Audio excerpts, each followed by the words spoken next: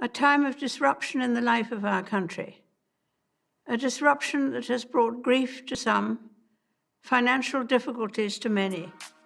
Elizabeth II is the Queen of the UK and other Commonwealth realms. Over the years, she has been revered by her subjects for her administrative acumen and unequivocal empathy towards all factions of society. Mesmerized by her larger-than-life persona, filmmaker Michael Waldman once quipped, "The more I spend time filming our Queen, the more I was struck by the strange idiosyncrasies of her life. The fact that she is the only female royal to have joined the military services and the only living head of state to have served in the military during World War II bears testimony to her loyalty and devotion towards her country and countrymen." Post the tumultuous phase of the Second World War, Elizabeth ushered England into an era of hope and prosperity. Patron of innumerable charitable organizations, Elizabeth II has also been subjected to various controversies. I also want to thank those of you who are staying at home, thereby helping to protect the vulnerable and sparing many families. Hello everyone, welcome back to Net Worth Now, where you get to see the lifestyle and net worth of your favorite celebrities. We hope you enjoy these videos, and if you do, please remember to hit the like button and comment below who your favorite celebrity is so we can feature them in an upcoming video. Her full name is Elizabeth Alexandra Mary, also known as Lilibet. She was born on April 21, 1926, in Mayfair, London, United Kingdom, making her 95 years old at the time of this production. She stands at 5 feet 3 inches, or 163 centimeters tall. For a woman with access to some of the best gardens on the planet, Queen Elizabeth actually went the majority of her life without being known for having any keen interest in gardening. That all changed, however, at the ripe old age of 95. Reports emerged following the Chelsea Flower Show in 2018 that Queen Elizabeth had discovered a newfound love for gardening. The Telegraph reported that following a garden renovation at Windsor Castle, the Queen had become fascinated by the art of gardening and gained some real knowledge on the subject. Perhaps this is a hobby of Queen Elizabeth's that will come as less of a surprise to most people. Queen Elizabeth's stamp collection is said to be worth upwards of £2 million. According to royal expert Phil Dampier, Her Majesty owns some of the most valuable stamps in the world and has built on what was already a stellar collection that spans across several generations in the royal family. Elizabeth met her future husband, Prince Philip of Greece and Denmark, in 1934 and 1937. They were second cousins once removed through King Christian IX of Denmark and third cousins through Queen Victoria. After another meeting at the Royal Naval College in Dartmouth in July 1939, Elizabeth, though only 13 years old, said she fell in love with Philip, and they began to exchange letters. She was 21 when their engagement was officially announced on July 9, 1947. Together we are tackling this disease, and I want to reassure you that if we remain united and resolute. Elizabeth II was born during the reign of her paternal grandfather, King George V. Her father, the Duke of York, who later became King George VI, was the second son of the king.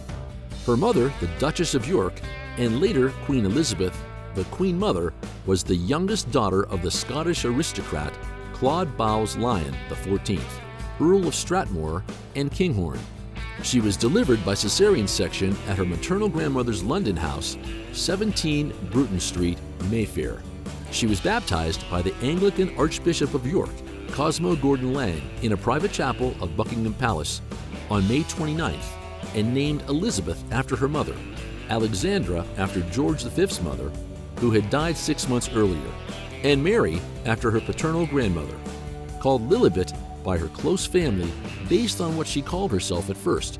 She was cherished by her grandfather, George V, whom she affectionately called Grandpa England, and during his serious illness in 1929, her regular visits were credited in the popular press and by later biographers with raising his spirits and aiding his recovery. Elizabeth's only sibling, Princess Margaret, was born in 1930. The two princesses were educated at home under the supervision of their mother and their governess, Marion Crawford. Lessons concentrated on history, language, literature, and music. At the outbreak of the Second World War, London was subjected to heavy bombardment. Subsequently, Elizabeth and her sister were shifted to Balmoral Castle, Scotland, where they stayed until Christmas 1939. They were later sent to Sandringham House, Norfolk, amidst growing concern over their safety. Until May 1940, she stayed at the Royal Lodge, Windsor, and was later shifted to Windsor Castle, where she spent several years. She was appointed the Colonel-in-Chief of the Grenadier Guards in 1942. A year later, she made first solo public appearance and visited the infantry regiment. She also served as one of the 5 counselors of state in July 1944, when her father, King George VI, went on a trip to Italy. In 1945, she was appointed to the Women's Auxiliary Territorial Service as an honorary second subaltern. Here, she was trained as a driver and mechanic. Within a few months, she became junior commander of the regiment. She visited the United States in 1957 and addressed the United Nations General Assembly as a representative of the Commonwealth nations. The same year, she visited Canada and opened the session for the 23rd Canadian Parliament, becoming the first monarch of Canada to do so. During the 1960s and 1970s, the African and Caribbean countries were rapidly decolonizing and becoming sovereign states. During the Australian constitutional crisis, her decision not to interfere in the constitutional matter of the country helped speed up the Australian republicanism. Following the victory of the 1991 Gulf War, the Queen addressed a joint session of the United States Congress, becoming the first British monarch to do so. During her speech in 1992, she described the year as Annus Horribilis, meaning the horrible year. The year commemorated her 40th anniversary as the Queen.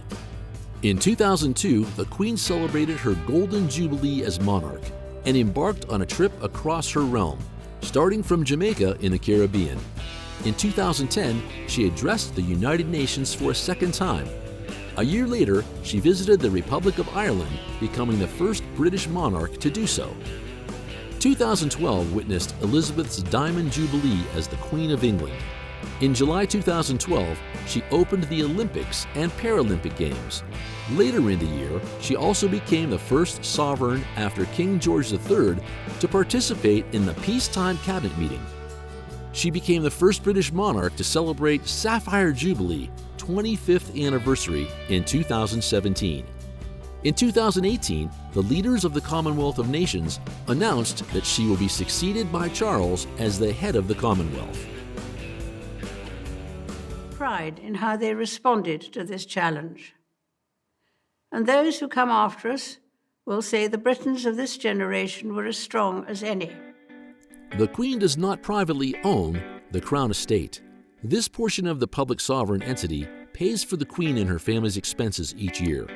In recent years, the yearly income amassed from this estate has amounted to roughly $18 million. Last year, she received over $5 million in terms of sovereign grant as a gift.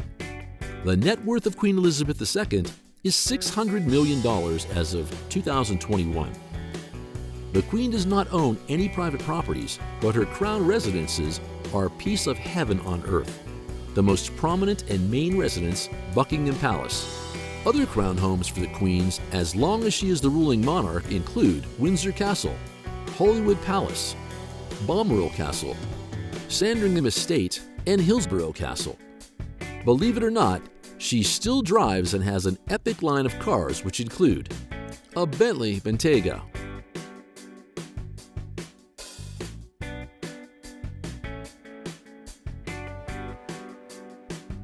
a custom-built 2015 Range Rover LWB Londeray,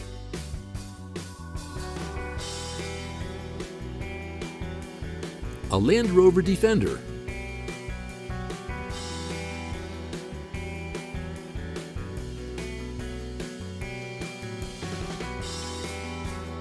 a Bugatti Veyron,